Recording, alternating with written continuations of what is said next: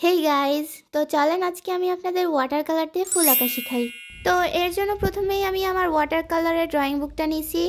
আর water colour করার সময় কিন্তু আপনারা অবশ্যই নর্মাল পেপার ইউজ করবেন না। আপনারা ওয়াটার কালারের যেই পেপারগুলো থাকে কিংবা যেই ড্রয়িং বুকগুলো থাকে অবশ্যই সেগুলো ইউজ করবেন, না হলে কিন্তু ছিঁড়ে যেতে পারে নর্মাল পেপারে করলে। কারণ এটা হচ্ছে ওয়াটার কালার পেন্টিং, আর শুনে বোঝা যাচ্ছে এখানে পানির পরিমাণ বেশি থাকবে। তো অবশ্যই আপনারা ওয়াটার কালার পেপারগুলো ইউজ করবেন।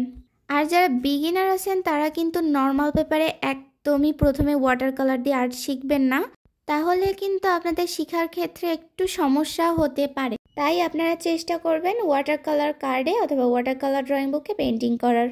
তো যাই হোক, এখানে আমি রঙের পরিমাণ একটু কম রেখে পানির পরিমাণ বেশি দিয়ে রঙটাকে সুন্দর করে মিক্স করে নিছি।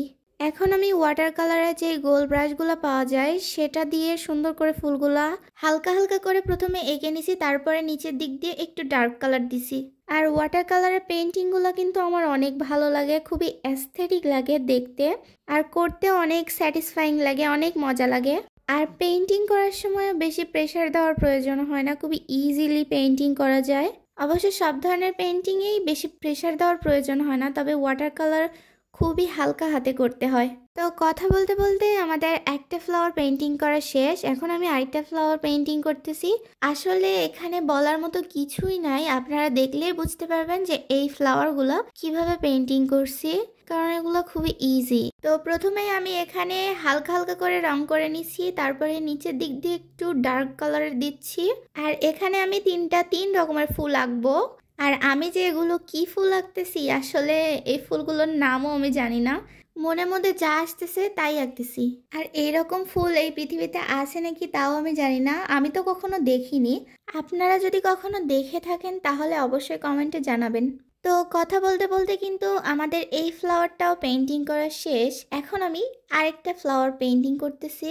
তো আগের ফ্লাওয়ারটা আমি যেভাবে পেইন্টিং করছি এই ফ্লাওয়ারটাও সেম প্রসেসে পেইন্টিং করতেছি। প্রথমে খুবই হালকা করে দিয়ে নিচ্ছি, তারপর ডার্ক কালার দিব। আর এই ফ্লাওয়ারগুলো পেইন্টিং করার সময় তো আমার অনেক মজা লাগতেছিল। আপনারাও কিন্তু একদিন অবশ্যই এটা ট্রাই করবেন, দেখবেন আপনাদেরও অনেক মজা লাগতেছে। তো যাই হোক, এখন আমি দেখেন এখানে নিচের দিকে একটু ডার্ক কালার দিয়ে নিচ্ছি, দিয়ে ব্লেন্ড করে নিচ্ছি। এগুলো এখন আমি সুন্দর করে ব্লেন্ড করার পরে ডালপালা দিয়ে নিচ্ছি।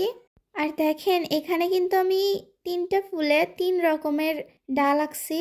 একটা একটু লাইট কালার, তারপরে ডার্ক গ্রিন কালার, আর এখন আমি এখানে অলিভ গ্রিন কালার ইউজ করতেছি। দেখছেন গ্রিন কালারেরও কতগুলো শেড আছে, light green colour, dark green colour, olive green colour, light olive green colour, etcetera. আগে আমরা শুধু লাইট গ্রিন কালার আর ডার্ক গ্রিন কালার চিনতাম, যেটাকে আমরা বলতাম সবুজ কালার আর টিয়া কালার। আর এখন যে আরো কত রং বের হয়েছে বাবারে। তো যাই হোক, এখন আমি এখানে সুন্দর করে ছোট ছোট পাতা দিয়ে নিচ্ছি। দেখেন এইটার কালার কম্বিনেশনটা কত কিউট লাগতেছে, তাই না? আর আপনারা নিশ্চয়ই ভয়েসের ব্যাকগ্রাউন্ডে একটা সাউন্ড শুনতে পাচ্ছেন। আসলে আমাদের এখানে বৃষ্টি হচ্ছে, তো তাই এরকম শব্দ হচ্ছে।